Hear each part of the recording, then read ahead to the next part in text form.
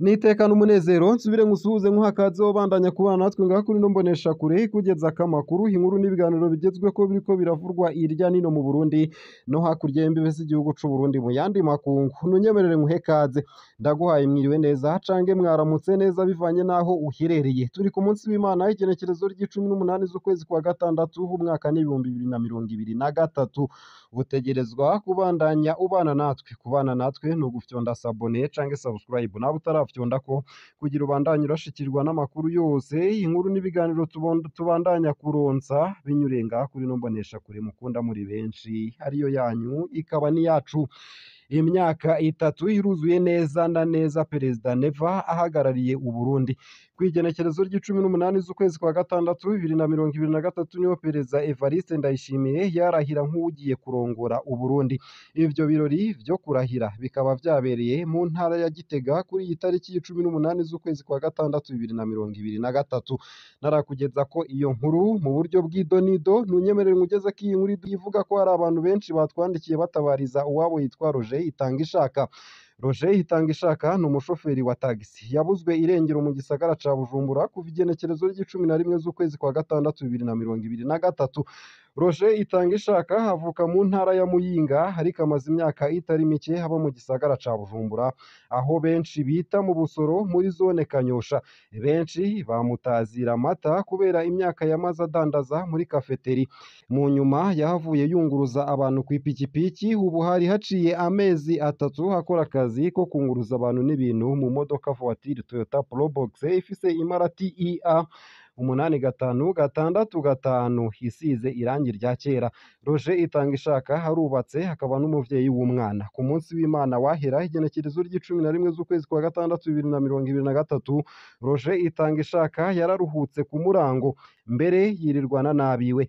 Imodoka yari yayihaye uwundi. Ku mugoroba isaha imwe y'ijoro yamenyesheje umukenyezi wiwe ko agiye gutora imodoka aho bita kwa Vyisi mu Kanyosha. Yavuga ko afise umukiriya agira ajanire isima mu Kamesa. Iyo sima yavuga ko ayikura mu Ruziba. Abiwe bamuheruka ayo masaha yo hagati y'isaha imwe n'isaha zibiri z'ijoro.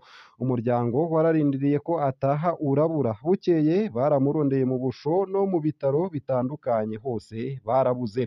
Telefone yiwe irazimije kuva ico gihe. Yaba Roger yaba ya taxi anyonga nta gakuru.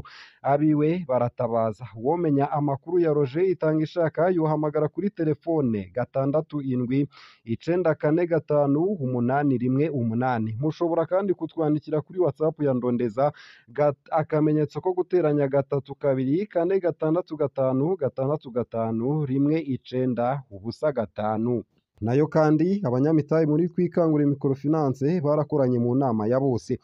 Microfinance Twikangure ni microfinance iherutse kwemererwa ni banki nkuru y'igihugu ngo ije ku rugero rwa mbere. Ni nyuma y'umwanya atari munini hitanguye gukora. Ivyo vyavuye ku kuntu iriko iratera imbere ku murindi udasanzwe. Bene imitahe rero barakoranye kuri uwa 17 z'ukwezi kwa gatandatu 2023 mu nama ya bose isanzwe kugira barabire hamwe aho iyo microfinance igeze, ibimaze kurangurwa, ivyokorwa kugira ngo ibandanye ku murindi wo gutera imbere hamwe n'utundi. Tubamenyeshe ko mu bikorwa bitegekanijwe hari no kugurura icese ikibanza gishasha icicaro gikuru iyo microfinance iherutse kwimukiramwo inyuma yo guhindura icicaro. Kazoba hari n'akaryo ko kumenyesha abarundi n'abanywanyi by'umwihariko ko itagiharurwa mu cicaro ca kane. Vyasavye gusa imyaka 3 n'amezi make gusa kugira ikirimba CIRS kibe cavuyemwo microfinance yo ku rwego rwa mbere. Microfinance Twikangure yuguruwe icese mu nyubakwa nshasha kuri uwa 17 Ruheshi 2023. Ni microfinance yatanguye mu mwaka w'ibihumbi 2019 hari ikirimba c'urwaruka rwagiye hamwe kugira rwironderere akazi. Vyarangiye bashitse ku bikomeye nk'uko Gervain Rameba arongoye urwego nshingwantwaro rw'iyo microfinance yabimenyesheje. Urwaruka rushika 350 ruramaze kuronswa akazi, nayo ingurane ishika ku miliyaridi 5 iramaze guhabwa abenegihugu ngo baje kwikenura. Yavuze ko ivyo babishitseko kubera bari bagiye hamwe bafise ihangiro rirashe maze abari imbere babikorana ukwitanga kudasanzwe. rero ibanki nkuru imaze kubona ukuntu iyo microfinance iriko iraduga ngo yabasavye ko bohindura icicaro maze bakava mu ca kane bakaja mu ca mbere gutyo ngo bashobore kurekurirwa gukora ibikorwa birengeye icicaro ca kane. Gervais Ntirampeba akaba asaba abanyamitahe ko hampande y'imitahe bashizeyo bobandanya bamenyekanisha ishirahamwe ryabo kugira rironke abahahemberwa benshi n'abandi buguruza amakonte gutyo barushirize gutera imbere. Mw'ibanki nkuru nabo barashima ukuntu iyo microfinance yubahiriza amategeko bakayisaba kubandanya muri uwo murongo mwiza. Uwujejwe ubugenduzi n'ihanahana ry'amafaranga mw'ibanki nkuru y'igihugu yizera ko hamwe ama microfinance yoba menshi na cane cane hagati mu gihugu vyotuma abenegihugu bijukira ivyo kuziganya mu mabanki. Mwomenya ko Twikangure microfinance iri mu ntara nka zose ikaba iri mu bibanza bishika 33. Ese aho muherereye Twikangure microfinance urayibona?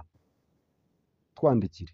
Nayo mu bindi kandi Perezida Evaristo Ndayishimiye ngo hari vyinshi bikimugoye mu bijanye n'intwaro yiwe, ivyo nibivurwa na Faustin Ndikumana. Mu gihe harumanye imyaka 3 Perezida Evaristo Ndayishimiye amaze ku butegetsi, ngo hari vyinshi bikimugoye mu bijanye n'ubutegetsi bwiwe. Mu kiganiro caremeshejwe kuri ubu wa gatanu na Faustin Ndikumana yamenyesheje ko abo umukuru w'igihugu azeza amabanga abagena ku mvo za politike kandi usanga batanabishoboye.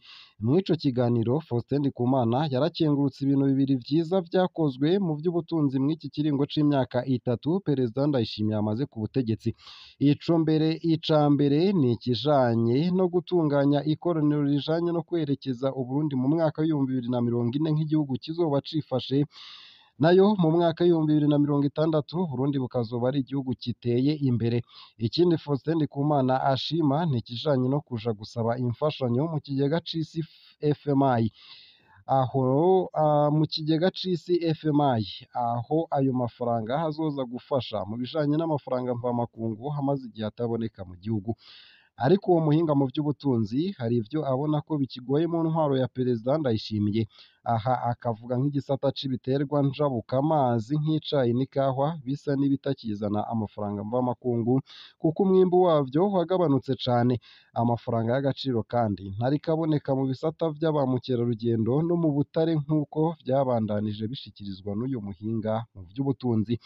Faustin Ndikumana akaba abona ko intambamyi yindi nyamukuru ihanze ubutegetsi bwa Perezida Ndayishimiye iyo nayo hakaba ari ijanye no kugena mu babanga abantu ataco bashoboye kandi harabwe ivyiyumviro vya politike.